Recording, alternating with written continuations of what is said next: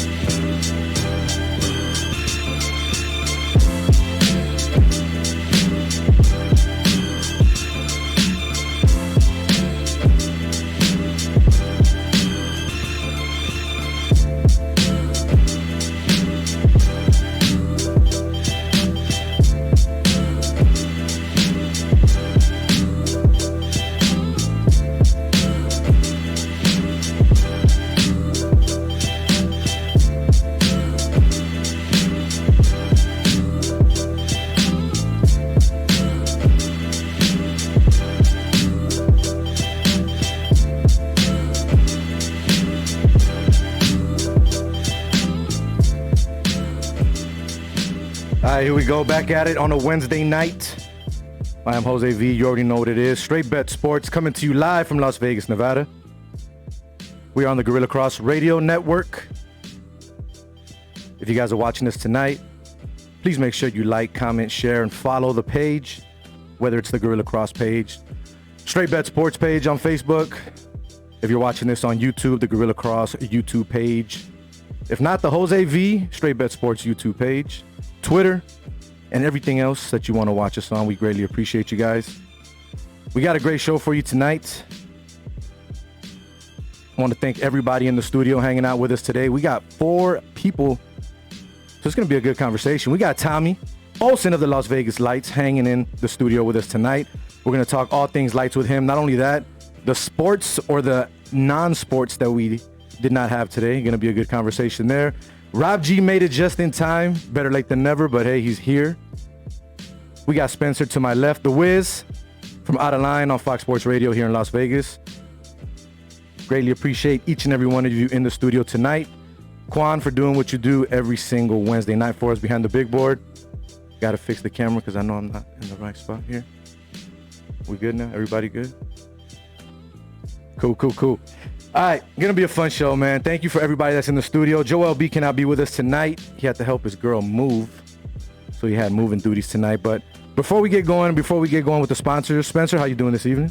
I'm doing great. It was a very exciting day in sports, or I guess a big day in sports, I should say. Maybe not exciting. Rob? Here, in the building. Made it just on time. Following your bet over there? No bet. Yeah, a little bit. But that's not what you were saying before we got on there. Yeah. I'm following it. Go Abs. Tommy, how you doing? I'm good, man. Thanks for having me on. No stash, no beard, no stash, nothing? Man. It's clean shave. A little bit of 5 o'clock shadow here, but I gotcha. Switching it up. 2020, it's crazy enough, man. So I thought I'd give you a little more crazy. Cool, man. Really appreciate each and every one of you being in the studio. But before we get started with our topics tonight, let's go ahead and pay some bills like we do each and every single Wednesday night. Tonight's show is being brought to you by Joshua Lafond with Simply Vegas Real Estate, a realtor here to help educate current and future Las Vegas locals on selling and investing in real estate. You're probably asking yourself, educate? Yes, there's a surprising amount of adults that when it comes to real estate, don't know the right questions to ask, don't know where to start, and think they need a lot of cash to buy a house in Nevada, which simply isn't true. So Josh has decided to make it his responsibility to teach his clients what they need to know, and equally important, what they need to ask to help ensure making their home ownership dreams a reality. Make sure you call or text Joshua Lafond today at 702-813-0533. This has been another paid advertisement from Joshua Lafond with Simply Vegas Real Estate, 702-813-0533. All right, so the fun starts now. Rob, we got 2 topics tonight. You just got here, so you're going to get put up on game real quick. So for our first segment of the night, we're going to go ahead and jump into our sports topics parlay of the night, as we like to call it here. We got 2 topics for you guys. The first one, and I'm going to get each and every one of you, I'm going to get your thoughts and your comments here. There's only 2 of them. One of them, I know we're going to have 2 very exciting people that are going to like it in the studio. It should be fun because it's soccer related. And we got a couple people that are pretty big into soccer, I hope, here in the studio with us tonight. But the first one is being Cam Newton. Now, Cam Newton has said, despite reps, he absolutely does not feel like the Patriots starting quarterback. Is this going to be a problem in New England? Now, I say no. If you read the article, he's basically just stating that he's not where he believes he should be to be a starting quarterback for the New England Patriots. He's not necessarily saying that I'm not getting the job, they're not giving me an opportunity. He's not upset. He's not being the old Cam Newton that we've seen before. But the question that I have for you guys is, can this lead to that? And can we see that old Cam Newton that we've seen in the past? Well, the Patriots have a lot more problems than at the quarterback position. Like half of their roster has opted out, which is understandable, and every bit of their right. I'm not criticizing him for that.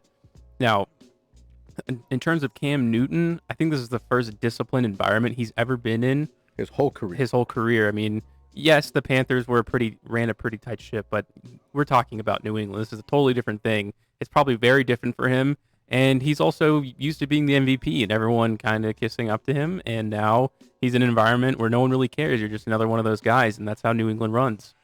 Right. I think all the pressure's off of him, so it's a smart comment for him to make, and I mean I think it's a total Patriot comment, right? It's something that a Patriot would say. So I think it's the right move by him. Eventually, by the time the season starts, he should be the starting quarterback. I don't really see anyone taking that position from him. But yeah, it's where he needs to be, is where his mind needs to be. And I think he's going to gain a lot of respect from his teammates just for saying that, and letting them know and letting everyone else know that I'm really working for my spot here. Like I definitely have a different approach to this season coming up. Tommy, before I get your thoughts, I'm gonna jump into the quote that he said when they asked him about being the team starter. If he felt, he said, "Absolutely not. Every day is a work day for me. That label is not important to me right now," Newton told reporters. "I have so much I need to get better at, so much I need to learn, so much I need to be comfortable with throughout this process. That's the last thing that I'm pretty much worried about." So that's why I was saying that I'm not really worried that it's going to be an issue. I just hope it doesn't turn into that, because we know the old Cam Newton. When things don't go his way, he's going to speak his mind. So, Tommy, what do you think about that and everything going on with Cam? Man, I think it's humbling. It's humbling for him to say that. You know, like you said, he's coming from a different spot where everyone used to kissing his butt. But it's Cam Newton at the end of the day, man. He's there to play. I mean, they know what he's capable of. They wouldn't have brought him. I mean, come on. Like, it's cool, but, like, he'll show up on game day, and I'm excited to see what he's got, man. I think it's all, it's a good thing for him to say. He's maturing, and I respect that, but I think he'll be out there. No worries. Who's your favorite football team, by the way? Just to throw it out there. Seahawk guy. Okay. All right, so you and Melissa are good friends. Yeah. Oh, look at Quan gonna throw the Quan did that last time too. I wish we had a camera right at me too. He's got to point it right in the direction. Hey, no, it's good. He can talk. He can talk. Raiders too, bro. He's a Niner fan too, bro. So you're kind of like in the middle. Nah, that's cool, man. That's cool. That's cool. All right, so moving on from Cam Newton, Lionel Messi, in my opinion, the second greatest soccer player in the world. And this is coming Hold on. This is coming from a half Argentinian. And before we get into the whole Messi thing, I'll tell you why I think he's the second best player in the world. First of all, tell me who's first. Ronaldo. And here's why. Argentina over here. Right? Hold on. And here's why. The truth. I was, and Rob knows, I was a very big person against Ronaldo for years. I never liked Ronaldo. I was Messi, right?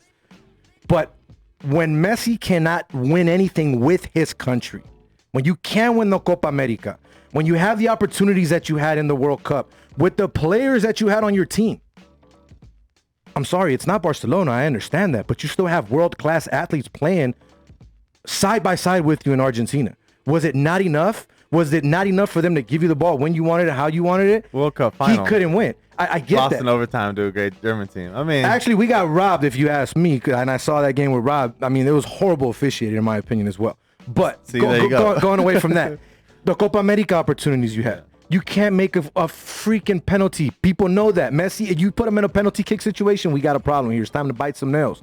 So the fact that Ronaldo has been able to win with Portugal and win the Euro Cup, been able to win in 3 different places, Juventus, Man United, and in Real Madrid, to me, that's what surpasses him better than Messi in the world as number 2. Now, he has been said that he wants to leave Barcelona. Let's get back into the whole Messi talk. I'm just letting you guys know about me. If you guys can want to throw that at me later, you can throw it at me too, and let me know why I'm wrong or why I'm right. Yeah, I'm locked and loaded on that. Yeah. But it's came out now that he has said that he wants to leave. He asked Barcelona that he wants to leave this summer coming up.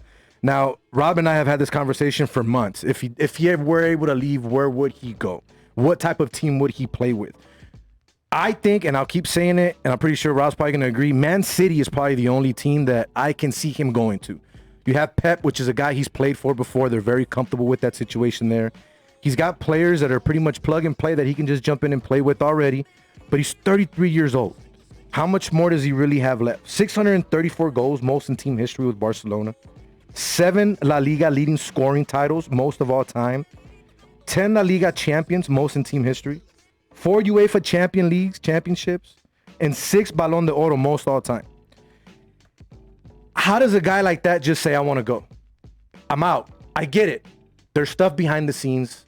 There's things that he wasn't happy about, but that's tough. He's been there since he was basically a kid. Yep. They recruited him when he was a kid, and he's 33 years old. How much more does he have left in the tank? And if and when he leaves, where does he go? And not only that, Rob, I know you're going to jump on this one. Does Suarez follow? Because Suarez has already been said that he's gone. Who wants to jump in first? I think another team that would be interesting, I haven't heard it, is Bayern Munich. That'd basically be like a free title for him. Yeah. It'd be like LeBron going to Miami. I don't see him going to Munich. Kind of like that. But you're right. That'd be insane, obviously. How much does he have left in the tank? I think a lot, probably. I think he may have just been exhausted playing in Barcelona, and especially have had all these disappointing results, and he probably doesn't feel like it's his fault, even though maybe it is on some level. He doesn't want to take that blame. I can understand that. He probably has the most inflated ego of all time. Probably also wants to rebrand himself. He had a really bad stint with that tax evasion thing that was going on, so I think he wants a new look, and especially if he goes to Man City, or maybe even the MLS potentially, that's major. He becomes the biggest athlete in the world if he goes to New York. So you mentioned the MLS. You were talking about it earlier. I didn't read the whole article, so I don't know what the fine print and all that is, but there's some verbiage in there that states that if he were to go to Man City, he can end up in the MLS as well, right? I don't know, but did you end up getting the full details of it? That's what I understand about it. I'm sure it's a lot more complicated than the way we're describing it, but yeah, obviously on some level, it is possible for him to play in the MLS, which I think he should do. Interesting. Rob? New York City FC is. Oh, go for it, Tommy. Yeah, no, go for it, Tommy. Go. Yeah, no, I mean, what I read is if he went to City, since they're affiliated with New York City FC, he would go 3 years at Manchester City and then get an MLS contract. So it was kind of tied in there. I don't know. I'm sure that's. But can you see him going to the MLS? I mean, I'm not saying it's a bad move.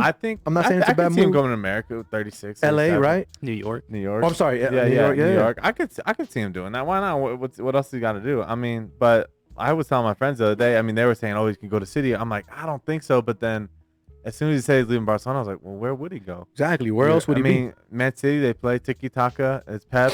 He's gonna fit right in there. I mean, it makes sense. And then if he's trying to make an MLS move, which I've heard in the past, he's interested in that. It might be the perfect thing. I think Barcelona just blew it in general. I mean, they've wasted like 5 solid years of his prime because they can't get their stuff together. I mean, their defense has been very average for a while. Their midfield's gotten old and slow. I mean, they've been clinging on, and they've been, they haven't even been able to rebuild properly. Exactly. Ever since Xavi and Iniesta left, it's been kind of a lot of turmoil, and then there's stuff behind the scenes too. So but this is a guy who's never wanted to leave Barcelona. So it's almost like they forced his hand more or less, because losing 8-2 like that, it's only gonna hurt his doubters, right? I mean, it's only gonna hurt him with his doubters. So it's interesting, but yeah, I think he's gone, man. I think it's probably it.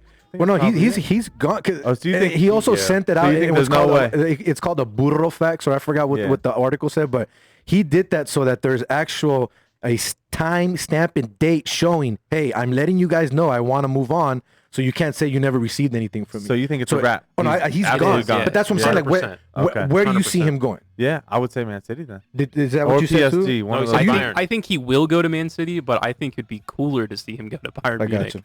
They don't need him. Bayern doesn't need him, man. Bro, that's the cool part about it. I thought about PSG though too. You know what? I told Rob that the other day too. PSG or Juventus. You know what I mean? Just you got Di Maria. You got Neymar. Be in Spain, obviously. He's not joining Ronaldo. That's for sure. No, I think he's definitely going to leave Spain. I think I don't see him going to Italy. I don't see him going to Germany. I think the only place for him to end up is Premier League. They've been talking about that for years though. About if he were to go somewhere, it would be in the Premier League. And with like Jose said, like with Pep there, like he's ran that offense before. He can just jump right in. It's almost a plug and play. I think he would have to beef up a little bit because the Premier League is very, It's a lot more tough. Yeah, it's tougher. It's more like a football league than like a. Yeah. There's more competition Finesse from top league, to bottom. Yeah, correct. From top to bottom, there is more competition. But I think, it's time for him to go. I mean, when you look at soccer as a whole, like people come and go all the time. Like how many people really start with one team and end with one team? Like I don't even know if I can name one person off the top of my head. Right? When you think about the greats didn't even do it. Maradona didn't do it. When you think about Zlatan, I mean, Ibrahimovic has been with like 6 teams. Yeah. I mean, all the best teams, but he's been with like that many teams. He's been with the best MLS teams. I mean, you know look at what I mean? Ronaldo. I mean, even the person that's been the person that's been like the person that you consider the best in the world. He's been with. And I still don't like the guy, but I think he's the best. He's very selfish, in my opinion. To be honest with you, I think when he celebrates, and his celebrations are more individual than versus team. And then when he doesn't get the ball in the position that he wants it to for him to score and stuff, I think it's more like a crybaby. Yeah, it's a little bit of a crybaby, like Suarez does a little bit too. But I think I think he was gonna leave anyways. But it kind of just the way that it played out when the coach called Suarez and told him like, hey, I don't see you in the plans. It's not that they're cutting him or that he wants out. The coach just called him. They said it was a 1-minute call between the new coach and Suarez saying like, hey, I don't see you in my plans. I don't see you in my plans. So literally the next day he comes out and says, I'm out. So I know they're super close. They're, the families are super close. But, jumping back to if he does end up going into the MLS, a lot of them look at it like as a vacation. When David Villa moved over, it's not really like they're playing, yes, and they would dominate. But they're in the States. Yes, they're in the States, and I'm sure his family would be like, you want to go to the States for 2 years? Like, absolutely. Like, who wouldn't want to experience that? So, I think it's a good move for him.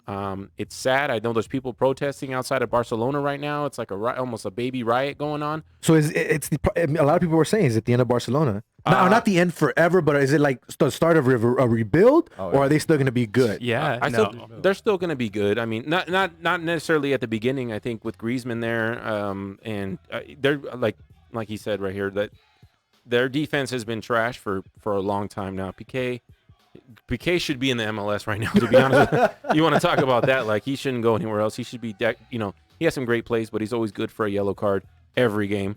So he should be in the MLS already. And their defense and their midfield, like you said, since Iniesta and Xavi have left, like, it's never been the same. And those guys are like, huge. Those are like Kobe's, like in the soccer world. Like, they were almost underrated. Yeah, they're super underrated, especially with Messi's name there. Like, they were, obviously if you live in Europe, in the US, they were super underrated. They were looked at, not as big as Messi, but anyone would take them on their team right now, to be honest with you. In the MLS? Yes, absolutely. All day. The money and the revenue that they would bring in. They would start. I mean, probably not right now with everything going on, but just in general. They would start and dominate. They would start and dominate. So him to go to Man City is going to be super interesting. I'm really excited to see it. It's time for change. And it's going to be them in Liverpool right now. I mean, I think, and that those. So do we see him winning the champ? Okay, who does Man City get rid of? It's got to be somebody, right? I think yeah. Well, they're losing David Silva this year. So yeah. So he didn't really play that much last year, anyways, because he had his baby. Yeah, but he's a big. He's a number 10. I think. Well, I don't know if he's actually the number 10, but he's. He's that play. Well, yeah, but he's that playmaker in the whole attacking mid. So I could see him filling in there. But yeah, you're right. They probably have to move some pieces around. No question. I think you got to. I mean, But they already cheating with the money, so it'll be no problem with that. They got reverse. What they're doing is they're trying to make sure that they can crunch all the numbers to see if they can get him over with the fair play rules, basically making sure that they don't break any rules by bringing him over. Again, exactly. That got reversed though, right? Yeah, that's why they were allowed to play in the Champions League. Yeah. Then they got smacked. It's money. Smacked by Leon. They got fined and they didn't have to get like a ban, which I think everyone argues with. But whatever. They were doing stuff behind the scenes. Come on, man. Those teams for sure, bro. And how their ownership operates. They're like, we're just gonna do what we want. It's the same with how FIFA was corrupt. I mean, they're just like, those rules don't apply. It's like that everywhere, even college sports. Yeah. If your program's big enough, you get away with anything. Oh yeah. Like I found out, like Duke and all of them. I mean, it's good point. The Champions League brings in way too much money, and to say, okay, Manchester City's not coming, no way. Even the Astros, like World Series, they cheated and got it, and there's no punishment for that either. I know you got money. a guy in Joe Kelly that got suspended for throwing the ball on somebody. Like just. Anyways, once again, I am Jose V. This is another episode of Straight Bet Sports here on the Guerilla Cross Radio Network. We got a packed house tonight. Tommy Olsen, goalkeeper of the Las Vegas Lights, here in studio with us.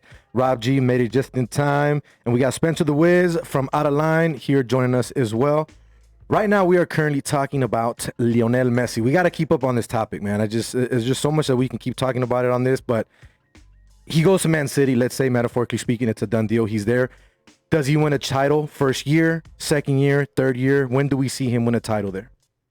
I think he's only going to be there for 3 years. I don't really see him being there. So with Messi, you're talking about like, is he done? Is he have So that's why I said 1, 2, or 3. Well, no, it's not. He's got at least 3 years. His window for being in his prime is way bigger than most people's, right? Like most players, excuse me. So like Ronaldo window is huge. I think Suarez, for the coach to come out and say that Suarez is not part of the main crew moving forward, like it's very understandable for most of us because his window does look like it closed, right? But Messi, like some people would even argue that he's still in his prime. I mean, the things that he's doing to 20-year-olds playing, in La Liga, and La Liga is still no joke. Yeah, they're not stacked top to bottom, but they are. It's still La Liga, right? Like a lot of, it's still international play or European play.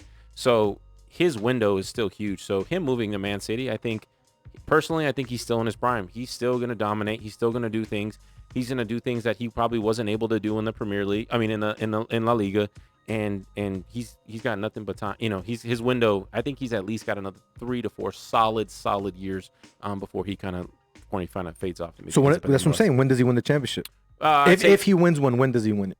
I'd say possibly year 1. I mean, I think it has to be year 1. I think it's going to come down to it's going to be year 1 or 2. It's not because he's not going into a rebuild situation. He's not going into a rebuild. He's going like plug and play. It's plug and play. That's all it is.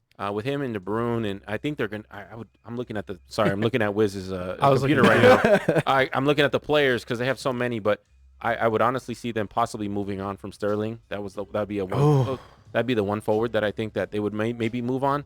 Aguero, I mean, that's a tough. Like he's a super huge fan favorite at Man City. Plus they play together on the national team. Plus they play together, and you probably don't want to upset Messi to start. So yeah, I'd maybe see them moving on from Sterling. But yeah, he's I'd say year 1. I say year 1. It's going to come down to them and Liverpool for sure. I can't wait. They got a couple of young guys they can get rid of too, like Foden. Phil Foden's a big up and coming guy. Pep speaks really highly of him if he's going to be the next David Silva of the club. So they have pieces besides Sterling. I feel like they won't get rid of Sterling, but who knows? I know that's a tough one to get rid of. Because I mean, I think that's arguably their best player. I mean, well, like he said, that was David Silva is gone. Phil Foden, you could probably get some money out of. I mean, maybe Gabriel Jesus. Plus, if it happens, it's not going to happen until next summer. Maybe Gabriel Jesus. I did forget. Yeah. I don't think. Well, I don't think Sterling's their best player, but I mean, no. I think him and De Bruyne and then Sterling probably for me is De Bruyne. Yeah, I just imagine Messi and De Bruyne's free kicks. Just through the roof. Sick. It's going to be through the roof. It's going to be at least one free kick goal a game. Like. So what do you think, Tommy? What year? I think probably year 1. If you put him there right now, I don't see why you wouldn't think they're the favorite. How short is this summer? Because I know the league is about to start, right? September. So if this is going to happen, this is going to happen like within the next summer.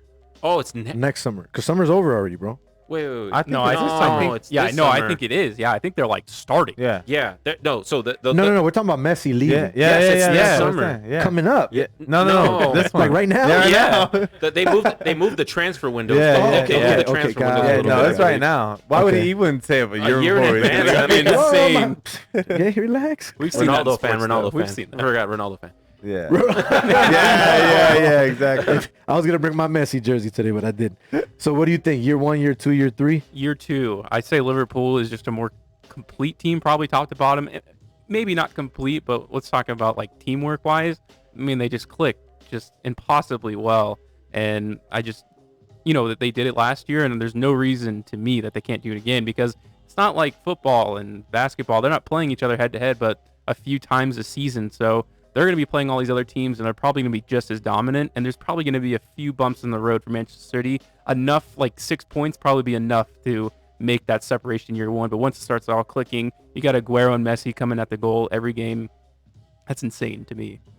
So last question I have for you guys on the whole Messi thing. A lot of people criticize Ronaldinho for continuing to play, even when he went to Mexico and played with Querétaro. They said it wasn't good for his career. Some people criticized Jordan when he came back and played with the Wizards. He still averaged 20 points, was an all-star, still had decent 2 years there. Is it a good idea for Messi to jump into the MLS, being the type of superstar that he is? He's not Ibrahimovic. He's not Carlos Vela. He's not David Beckham. He is literally on higher than these guys. Let's be real. Does he end up in the MLS, and would that be a good move for him? Once you put it that way, I'd say no. Right. I mean, like, that's what I'm saying. Like, once you say that way, I'd probably say no. Does he do it? I'd probably say yeah. Because like I said earlier, they look at it as if it's like a little vacation, you know, like they take their whole squad of 30 family members. And yeah, let's just all go out and hang out and have a good time. And, you know, it's New York City. You know, it's New York City. It's the States. I know they come to the United States, you know, every so often, but, you know, to live here maybe for, you know, 6 months, a year, 2 years, whatever, I think they'll do it. I think he'll do it. And you think it's not bad? It's good. It's not going to tarnish his career or anything like that. No. I think he's going to dominate. You know, if the only way to kind of keep it that way is if he dominates. He's got to score. He's got to do his thing, and I think he's going to. And I agree, because the MLS is that type of league. No disrespect to the league, but guys that are in their mid-30s or a little bit around there, they can still dominate and play pretty good, because the speed of the game is a lot different in the MLS compared to Europe, compared to Mexico. So it's a little bit different. I think it's amazing for his career. Playing in New York, he's basically cornered the market, like marketing-wise, everywhere but the United States. He's popular here to an extent, but as we all know, soccer isn't a thing. He goes to the biggest city in the country. I mean, for his branding-wise, I think that's massive. Whether people criticize him in Europe, because obviously no one's going to criticize him in the United States, so we're going to love it. I don't think he cares, to be honest with you. I think money-wise, it's just so... Think about all the branding deals he's going to get playing in New York.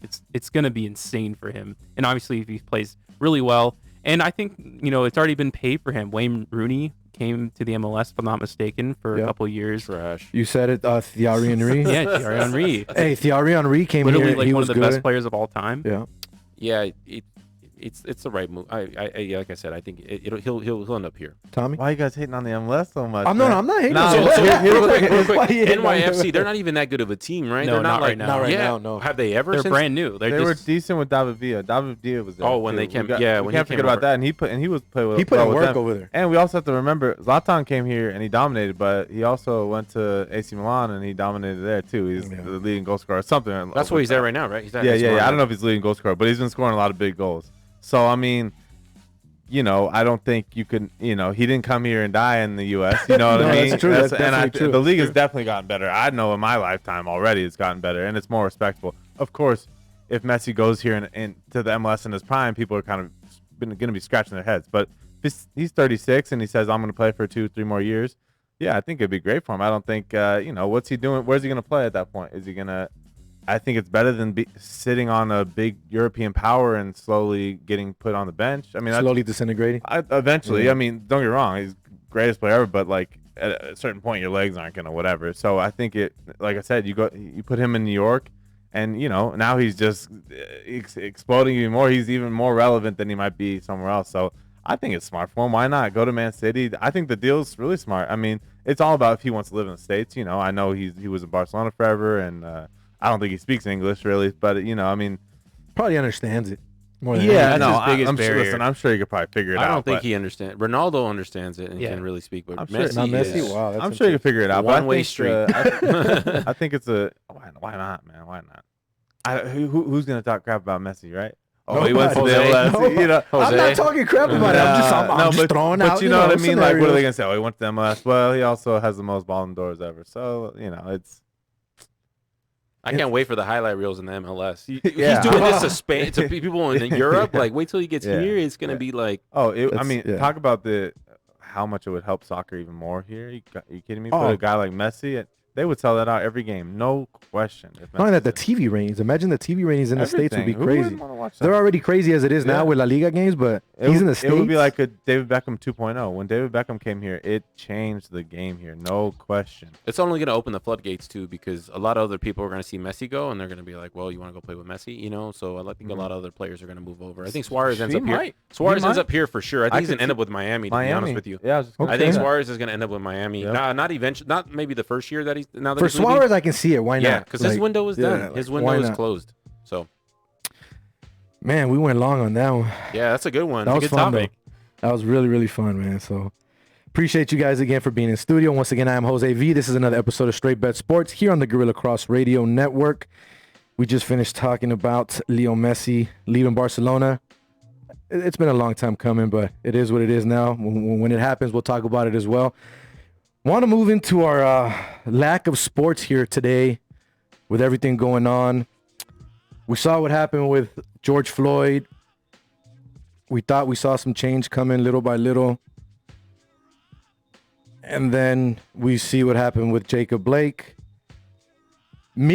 I have not seen the video. Not because I don't care about the situation, not because I don't want to know about it. I've read about it.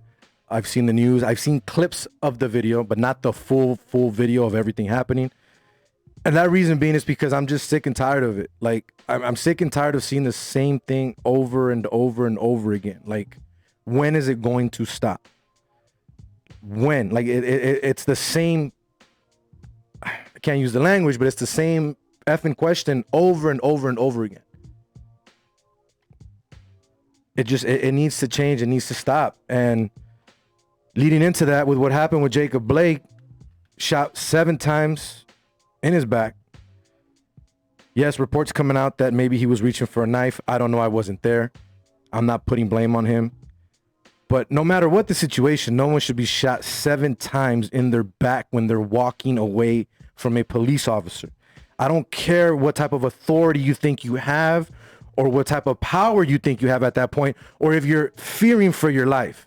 If someone is walking away from you, point your gun and be ready. Don't start shooting at someone because you're scared. That makes no sense to me whatsoever. I don't care if he was reaching for a knife. I don't care what it was or what it may have been. No one deserves to be shot the way he was shot. He didn't die. He's going to probably be paralyzed for the rest of his life. So this is just going to turn into more legal stuff, more probably protests, more marching, a lot more stuff that's going to happen.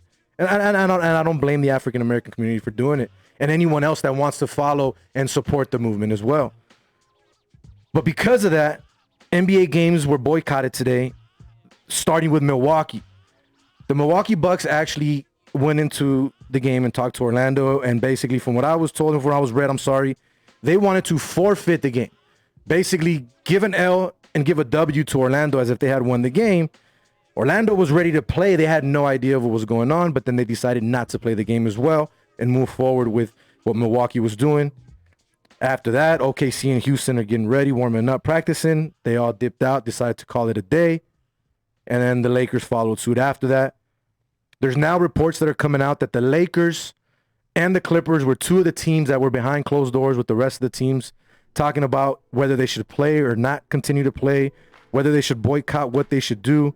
And they were 2 of the teams that said no, they think that they should not come back, that they should boycott, that they should not play.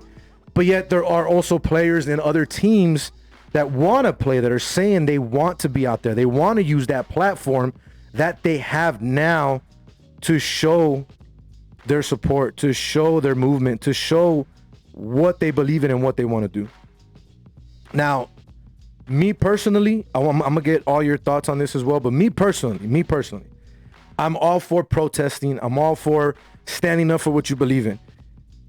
I'm not African American. I'm not black. I will never be that.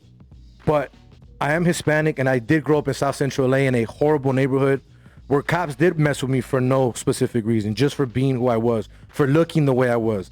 I've been pulled over because I fit the description. So in a sense, I understand the situation and how bad it is and how it sucks when you're profiled, when you're doing nothing.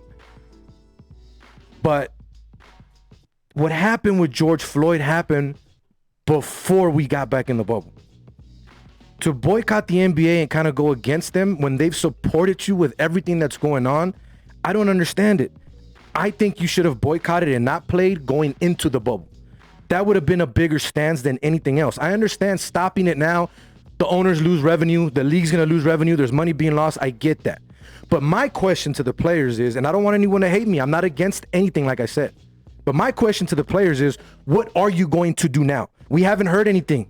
What are you going to do now? If you're going to boycott, cool. What's next? Are you going to be out in the streets marching? Are you going to leave the bubble? Are you going to go do something for the protest, for what's going on? Or are we just boycotting and calling it a day? That's my question. That's what I want to see. Again, I think it should have been done before the bubble started, but I still respect the players for doing it and stepping up and standing up for what they believe in. If I'm wrong, I'm wrong. This is just my opinion. I'm not saying everyone else should agree with that. But with that being said, who wants to jump in on this? Who wants to give me their thoughts? There's a lot, obviously, to unpack here. First, I'll tell you from a military standpoint, I did go to basic training, that the escalation of force was not appropriate in the situation. And what I'm wondering, because I'm not a cop, obviously, why did I receive better training than they did when they're handling situations like that at a much more frequent rate than myself? That's the first thing. Second thing, I think it's really unfortunate that anybody with a heartbeat can become a cop. I think that's also a huge issue. And we're just like giving people like power when they don't deserve it. So that's also something like that.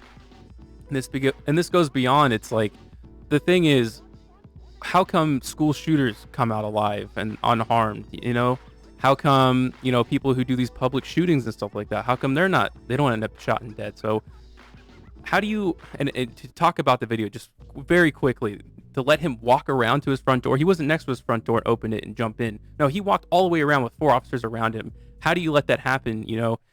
And the thing is, if you're in the position like I was in the military, I was ready to die for my country at any moment. It feels like the cops are like ready to die, like only for them. Like, it's not for their country. For themselves. Yeah, for themselves. They're more scared for themselves than the position that they put themselves in the power into. So that's what really upsets me about this. And this goes beyond, you know, the whole choking thing, illegal chokeholds. They're not receiving the proper training, obviously.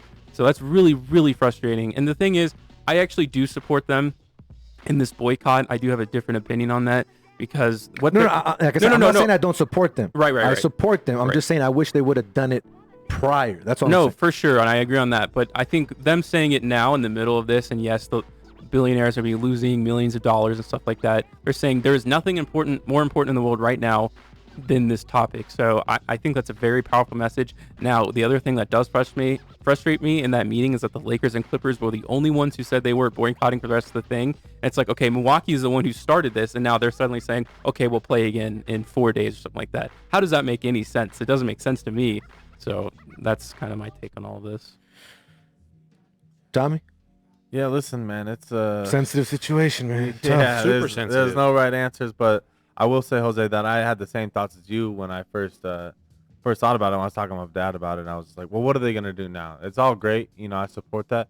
But then the longer I thought about it, I was like, man, well, most of these guys are African Americans, right? And I think, and they're leaders. I mean, these guys are massive right now, and the way these sports figures, I mean, I just think probably bigger than ever in history. And I think these guys feel helpless, right? And they're looking around saying, well, nothing we're doing is working.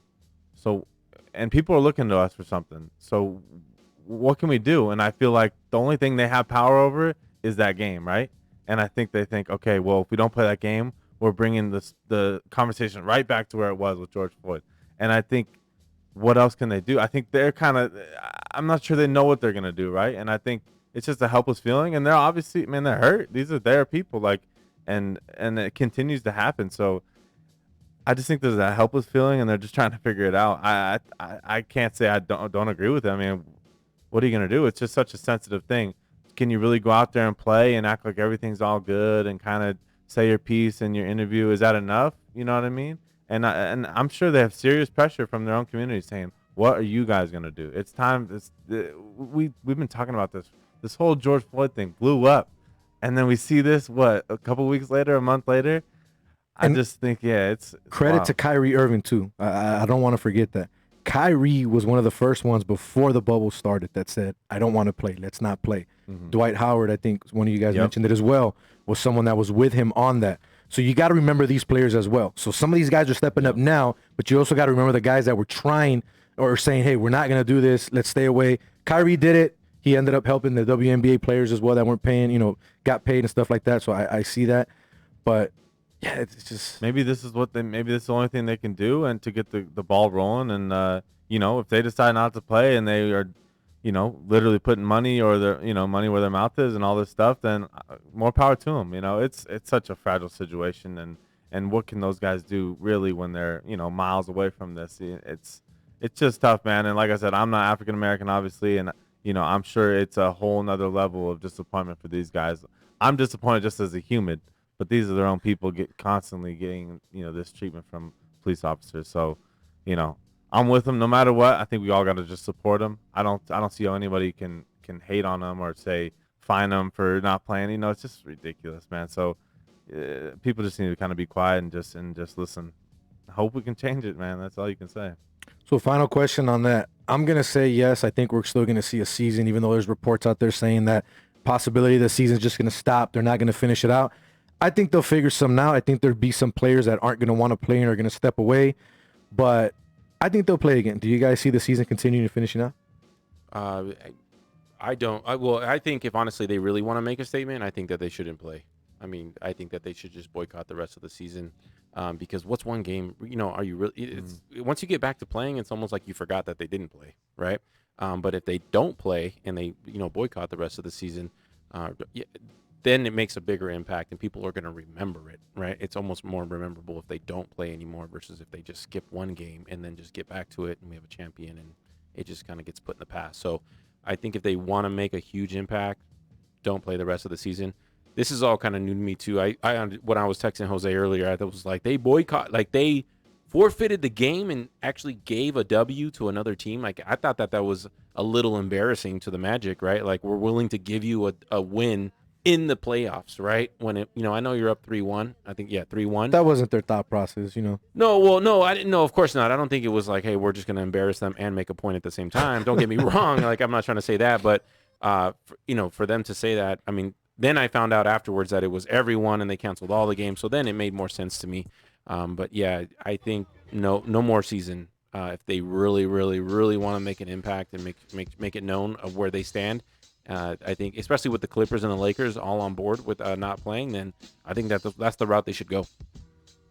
By the way, they're also in Orlando bubble, right? Yes. Talk about even more helpless. They can't even leave Disneyland, essentially.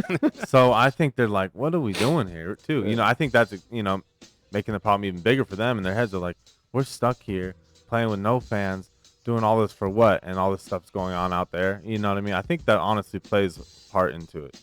If you want a real impact, and that goes beyond even boycotting the rest of the season, LeBron James announces his retirement because, first of all, it's long-term revenue, obviously. Who knows what kind of TV deals. Is this what you're saying should happen? Yes, okay. I'm saying if you want real change, I'm saying LeBron James should come out, announce his retirement, because that's a chain effect. You already have TV deals for the rest of his contract for the Lakers, I'm sure. And then that means Anthony Davis leaves the Lakers too. No way he's re-signing without LeBron James there. Yikes. You're talking about major impacts. Where'd this come from? Wow. Spence? Yeah, that's how you really feel. Anquan Bolden. That's what Anquan Bolden did, right? I mean, that's what he did. He retired from football to basically go and, come back. Well, no, he can come back. He's still retired. He left to go. Was his brother? Something happened. Something happened to his brother, and he stopped, and he went, for a cause, and he's actually still, trying to do that movement. And so, shout out to him for doing that and kind of sticking with it. Yes, he was towards the end of his career. Don't get me wrong, but he did actually retire from football to go, to kind of do his thing. Good stuff. Good conversation. Let's go ahead and move on from all of the sports and everything that we just talked about, and let's go ahead and jump in straight to it with Tommy. Let's get our one-on-one going. Let's talk Tommy Olsen. I'm sorry. Let's talk Las Vegas Lights. I remember the first time I met you, I was calling you Matt. Remember? Because you guys had Matt Thomas on the team. The whole team was calling me Matt the first year, bro. Oh, the whole team. The whole team was, because we had Matt Thomas, and I came a little late. I joined the team late, and by the way, no one really spoke English on that first year squad. So for 90% of that season I was there, everyone, Matt, come here, Matt. And I'm like, I got Jose calling me Matt. I'm the coaches. I'm in the game. They're calling me Matt. I'm like, all right, man, I can't do it. Thomas Olsen in the building with us, hanging out. Las Vegas Lights goalkeeper. So, Tommy, I wanted to talk to you basically about your Las Vegas Lights career. Third year, technically, right? So, year one, towards the end. Year two, you were the guy, you played. Year three, a bit different. Let's start off in the beginning when you first got here. How was your move here originally to Las Vegas to start playing? Because I know you're from here, right? Mm-hmm. But how was the move back to play here in Vegas? It's been a tumultuous, time with the Lights. But no, listen, I got drafted by Colorado Rapids. I was with them for about 4 months. It was their preseason and the very beginning of their season. I was kind of put in a tough spot by them. I didn't end up getting an MLS contract, which I was hoping for. They gave me essentially a USL deal for their affiliate in Charlotte to kind of be the backup there, and I was like, well, that's not why I was here, and I don't want to go all the way to Charlotte, so I left that. And the problem with that is USL had already been like 4 games into the season, and every USL contract that I had prior to getting drafted by Rapids was gone now. So I was in a tight spot. I was like, man, I had probably 5 different offers in USL before I went MLS. Obviously, gonna try and make my way into MLS, of course. No regrets about that. But I was put in a tight spot when I got done. Luckily, the Lights had an opening. I pretty much signed as their 3rd-string keeper that first year. Yeah, I remember that. Which was, it was still great just to get on a roster. I knew once I get on a roster, I can make my way into the squad. Obviously, the first year with Chalise was interesting to say the least. Time, huh? You know what? Looking back on it, man, it was a wild experience for many reasons. But it taught me how to adapt and deal with a different team than I've ever been on, a different coaching style than I ever heard of. I had a lot of disagreements with them, and it was partly one of the reasons why I went on loan to Sacramento Republic for about 3 months that first season, which was like probably the best thing I ever did, honestly, getting a new environment. And then help you clear your mind. Absolutely, really great club out there, really professional, and everything that they're going to MLS soon, and totally deserve it. I'm nothing but love for them. Great fans, great support, and I feel like I genuinely got better when I was there. And then by the time I came back to Vegas for like the last 5 games, Chalise quit, got /fired or whatever, and then I was able to play the last 5 games and played well under Cedro, his son, yeah. which kind of changed everything for me because I had some good games, and then Eric Wynalda comes in, and we hadn't known each other prior, but he had seen my last 5 games, and he was impressed. So that was great, so I can say what I want about Chalise, but it got my career started, and Eric saw that, and then Eric came to me that year and said, listen, we want you to be a starter all last year. And last year was great, man. It was a dream come true, no question. Obviously we didn't make playoffs, and there's some games I wish I could add back, but it was everything that I wanted to be. It was the hometown guy, a lot of love from the fans. It was an amazing year, great crowd, and we played well. We had 10 shutouts, and I had a good year, finished top 5 in most categories as a goalkeeper. So it was a fun year, man. No question. Obviously, wish we could have gone playoffs. Wish we could have won the whole thing, of course. But you got to take a look back and see what was good about it. And this year's been tough, man. No question. It's obviously with COVID, but I actually, no one really knows this, but after the end of the second season, I kind of weren't really sure. There was a lot of pieces moving, a lot of, yourself, we don't have many guys from last year, previous team. So a lot of pieces were moving, and I wasn't sure what I was doing either. I wanted to stay in Vegas, and I had my option here with the Lights, but I kind of had different vibes coming from Eric and wasn't really sure. And I actually got a contract offer from San Diego. Okay. And where you played college ball? Where I played college ball. I seriously considered it too, because Loyal, the new team? Yeah, the new team. Really? And Landon Donovan was my assistant coach from the U20 national team. Got it. And I played the World Cup in 2015 with them. So we had some prior history. And he called me up and he said, if you don't sign with Vegas, you got a spot here. And I definitely considered it because I had a lot of respect for him. And quite frankly, I felt like I wasn't really sure what direction Eric was headed. I felt like the end of the season with Eric, we kind of were at odds, quite frankly. I'm not really sure why, but I think we've been losing games, and there's always, there's always people to blame, right? There's always a scapegoat, and I felt like I probably got some of that. But I ended up sticking it out. I want to be in Vegas, man. I loved it here. I also felt like there was unfinished business, right? And the mayor of Cashman. Absolutely. And I felt like, man, what am I leaving? I could go somewhere, and you never know what could happen. You can always look at a situation, and maybe you end up on the bench there because something happens, or you know what I mean? So I was like, I want to give it one more year here, really test it out, and try and do something, try and make playoffs this year. I felt like I did good personally last year, but I want to make the city proud of the team. You know what I mean? So I came back, and unfortunately, kind of from the get-go of even preseason, like I wasn't starting, right away. And I go back and forth on Eric about it, and we can say this and that. But it was kind of different information than I first thought. And most of preseason I played the last 30 minutes of every game preseason. So pretty quick I knew like, okay, well, this is going to be a different year for sure. Obviously, me and Eric been going back and forth, but I still felt like, even if I wasn't starting, I was going to get a chance to get in the lineup. And then obviously COVID hits and then Eric gets fired and it's crazy. And we bring in a new coach and Frank's great, man. I honestly have nothing but good things to say about Coach Frank.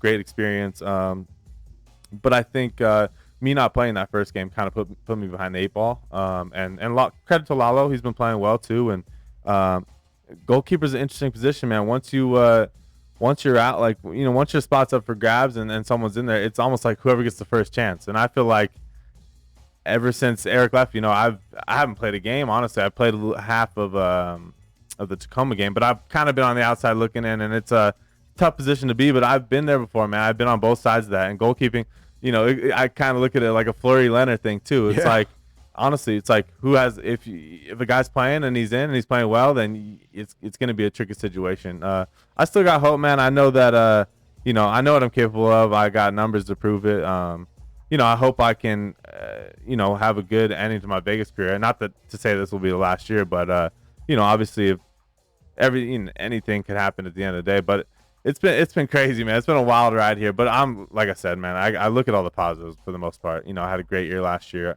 Feel like I can still contribute to the team, and what's frustrating too is this year we have probably the best team I've had since we've been here. Solid defense, solid all over the place. So, it's been crazy though, man, with COVID and no fans too. It's so bizarre for every player there. It takes a lot of the sting out of it, but you know what I mean? It's professional sports is a grind, man. You're gonna have ups and downs, and you just gotta keep rolling. I know, you've seen me up in the, with some games with Chalise, I wasn't even on the bench. You know what I mean? So it's a roller coaster, man. You just gotta keep going with it. He is Thomas Olsen, not Matt Thomas. Thomas Olsen of your Las Vegas Lights FC. So, yesterday I mentioned it to Brett that we're going to have you on the show, and jokingly he goes, trying to start up some controversy there. I'm like, nah, man, I'm not that guy. I'm not here to cause any problems. Like you said, Lalo's a great guy. Yeah. I haven't had a chance to speak to him yet, but obviously seeing the way he plays, the guys rally around him. You guys have that family atmosphere there, which is good. But kind of going back to you, Tommy, like you said, first season, you got a couple games underneath your belt to prove. You get a guy like Eric Wynalda, U.S. soccer legend, pedigree, whatever it may be, and you start off good there. Like you say, towards the end, it wasn't all that great. But personally for you, you had a great season. Not taking away anything from the team, in general, but you as a goalkeeper, like you said, statistically, you had a great season. I never played professional, but I did play high school and all that. When you're doing good, it feels like, cool, I'm doing my job. I'm there. The team wants me. They want me. I'm going to be there. Talk about how tough it's been for you, like you said, like knowing, hey, I haven't even got an opportunity this year, and you were basically the guy last year. Yeah, no, it's a strange thing for sure, because I was definitely shooing the lineup last year, and I felt like it's not just my me saying this, but I felt like a lot of people around the league, teams that maybe didn't pick me up at one point, had a lot of respect for me. I got a lot of different texts, and I think if you look at where we finished in the table and then how many shutouts we had, we were in the top 5 as far as the best teams. We were up there with them with their shutouts, yet we were a bottom team. So it's a credit to not just me. Our defense played well, and it's a tricky one, man. Like I said, Lalo's been playing well. No disrespect to him at all. It's none whatsoever. It's a tricky game, and it's not him, man. It's the guys that he's just playing. He's just doing what he can do. You know what I mean? It's definitely frustrating though, because it kind of just tells you that, hey, 1 year you could do all this. Because quite frankly, after last year, I thought, no problem. I have my spot, no problem. You know what I mean? But it just shows you, man, it's an up and down thing. And USL's like that too. You're not signing 4 or 5 year deals. So the teams flip flop. You know what I mean? We have a lot of turnover. Short term, and then with a new coach comes in, whole new philosophy, man, and a whole new. And I remember Frank said to both of us right before our first game, he was like, listen, both of you guys have been practicing well, and we're gonna give you a couple games and see how it goes. And if you start winning and guys playing well, then that's just how it goes. So you just got to ride it out, man. I'm still optimistic for sure. I know my game speaks for itself, so we'll see how it goes, man. But I will say I'm definitely happy about, our team's doing well right now, last few games. So you just got to keep going and bring it every day at practice, man, because that's the only way you get on the pitch, right? See, I like your attitude, bro. That's the biggest thing, that your attitude literally shows that it's not about you, it's about the team.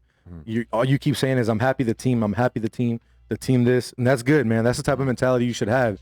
And no matter where you end up, whether you stay here or whether you go somewhere else, someone's going to get a great, not only human being, but a great soccer player. I appreciate that, man. Definitely, bro. I can see it in the way that you act, the way that you talk, the way you've been with me since day one. This is the second time you've been on my show. Yes, we had a show previous somewhere else. Yep. So, you know what I mean? You're going to be fine, Tommy. Yes, sir. I like the way your attitude is and everything else, and just keep it that way. And I know we're going to see you starting soon again now. Sir.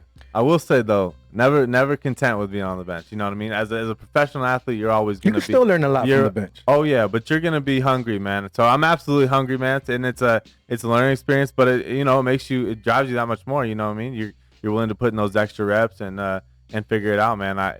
Luckily, goalkeepers have a long career, man, and who knows where I end up, but I'm definitely optimistic for sure. So real quick, I saw last night Lalo wasn't feeling too well. Is there any injury update there that you can give us with him? I'm not sure. I know he had been dealing with a groin injury. We've had a lot of games, man, in a row. Back to back, back to back. So I don't know the details of it. I know a few guys that have some nicks and knacks dealing with it. Even me, just like with our practicing schedule, and I played in the Tacoma game. I had a couple, knacks here. So we'll see. Nothing serious yet, but we'll see how it goes. I'm sure there's gonna be a lot of flip flop in these games because. We keep doing it. We're gonna go. We go Sunday and then we go Wednesday again, and so. But to the end of the season, October, I think we have like 9 or 10 games left. So they're all, back to back to back. So, yeah, you got 9 games left. Yeah, exactly. So there'll be a lot of turnover in the squads for sure. So 3-1 victory last night against Orange County, the best team in the league at that point. They were undefeated going into this. You guys didn't start off the season after the restart as well as you wanted to. You tied with San Diego to start the year. COVID hits. You come back. You lose 3 in a row. But now you guys have been hot. You beat Tacoma 3-1. You tied against Phoenix, which in my opinion, you guys should have won that game. Yeah. And then last night, man. Last night was just – it was beautiful to watch. I'm being honest. Yeah. I know Ramon said that he wants the defense to work on some things. I totally get that. Yeah. But last night was fun to watch. How was the locker room, and what can the fans expect moving forward from this team? No, guys are excited, man, and I think Phoenix was a weird game. I think we definitely were probably the better team, but I think we were fortunate to – obviously, we scored in the last 30 seconds or whatever, last 5 seconds of the game. So we were fortunate to get a tie, but you need things like that in a season to get you going. And I think, obviously, with a new coach, we're talking about a whole new philosophy. And we were learning that a week before the game, our first return to play game. So it's been wild, man. And also you have to remember with Eric going, we have a lack of staff too. We just have one other assistant, and it's been wild. But I will say, man, the guys have been resilient. We have, like I said, I genuinely believe this is the best lights team we've had. But I also will say Sekou Kone, yeah. He was our number 9, and he played the first game against San Diego, and then he played in the return to play San Diego game, and he got hurt in the first half. And that was definitely a big blow for us, man. I practiced with the guy every day, and he was in the stands yelling like a madman last night, bro. I genuinely feel though he had the ability to be a top forward in this league, if not the best forward in this league, honestly. Because I train with him every day, and I tell you, like, as a goalkeeper, when a guy can do some serious damage. So I think it's unfortunate. I'm pretty sure he's out for the season, and that really was something we had to get used to. But now we got my boy Blake Frischnick, who actually grew up playing with in Vegas. I did see you post and that on he social media. He scored a big goal last night, and then pretty much got us that win. So now everyone's excited, man. I think, like I said, Frank's a really positive guy, and I think guys are rallying around him, and we're just trying to make the best of the situation, man. We know it's not, Cashman's definitely not the same without fans. But listen, we're professionals. We just got to keep playing, and we want to make playoffs no matter what the format looks like. And we're in good position because we're 3 games behind most of these teams. We're trying to make up games right now, so it'll be interesting, man. But good vibe in the locker room. I think everyone's just trying to keep it going, and hopefully we can get another result against LA. Not only that, they beat the number 1 and 3 team in the last 3 games, by the way. So it's really, really good. Tommy, we're pretty much out of time, brother, but go ahead and give us a final message, your final thought for the fans out there, and where they can find you on all things social media. Yeah, man. Shout out to Electric Company, Lucy Fuerza. I know that these guys have been DMing me. They're missing me a little bit, but I'm still alive, guys. I promise you. I'll get back on the field soon, and I always appreciate the support, man. I got a lot of love for you guys and vice versa. So it's awesome. Obviously, you can find me at Tommy K. Olsen on Twitter and Instagram, and holla at me. There we go. Appreciate you too, Jose. You're my guy, man. Hey, appreciate you, man. You've been giving me the time of day since day one, man. Yes, sir. Always, Yes, sir. always. Tommy Olsen, Las Vegas Lights FC, hanging out with us in the studio. That was a fun show, guys. We got to go ahead and wrap it up. But Spence, let everybody know where they can find you, what you got going on as well. Yeah, so if you like pop culture stuff, I do a channel called Blue Milk Boys. There's also a gaming channel for that, so Blue Milk Boys Gaming. If you like sports, delivering sports, that's my sports podcast. And then obviously OuttaLine is like my main thing. That's where I got it all started. So Took my old job. So if you guys also like very experienced sports talk that I'm not very much talkative on, obviously. I'm only an intern on there. Fox Sports, 98.9. Cool. So Rob, give me your pick. We got to end it out with the picks. Oh, yeah. And then my final thought. I got my pick. So I'll give you my pick. Yeah, give me your pick. I'm taking real the quick. over in the Golden Knights Canucks game. It's 6. So for those of you that do not know, we have our quick pick segment. I am 1-1. Rob is 0-2. He took the Thunder last week after our show, and they got murked. I took the Capitals against the Islanders, thinking they'd still hang around. That didn't happen, so I went 1-1. So my pick is the over. What about you, Rob? Just to make things interesting, and you kind of caught me off guard. The Avs blew a 3-1 lead in the third, so I'm gonna go opposite of you, what we call oppo. So I will take the under. Right? You said over. I said over. I'll take the under. Okay, there we go. Same game, Fade Jose. different results. Hashtag. Once again, thank you to everybody in the studio joining us today. Tommy Olsen, Las Vegas Lights, Rob G as always, Spencer's of the Wiz from OuttaLine, Quan doing what you do. Appreciate you again. If you guys missed the show, GorillaCross.com, Jose V, Straight Bet Sports on YouTube, Twitter, Facebook, Apple Podcasts, Spotify. You can find us all right there.